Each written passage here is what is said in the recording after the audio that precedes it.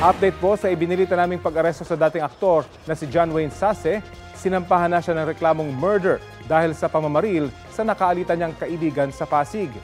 Batay sa kuha ng CCTV na ibinigay ng Pasig Police sa GMA Integrated News, inaresto si Sase ng mga nakasibilyang pulis sa lobby ng isang hotel.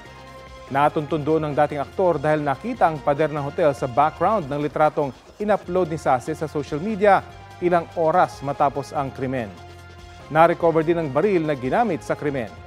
Sa investigasyon ng pulisya, nagkaroon ng malalim na alitan sina Sase at ang binaril niyang kaibigan. May banta raw sa isa't isang suspect at biktima na parehong nasa drug watch list ng Pasig Police. Ganyan din ang paliwanag ni Sase kaugnay sa pamamaril. May banta po sa akin, saka po sa pamilya ko. Salita rin naman siya sa akin isang ikot na lang. Sapa, sabi sa akin. Nararamdaman ko po talaga na meron siyang gagawin na hindi maganda.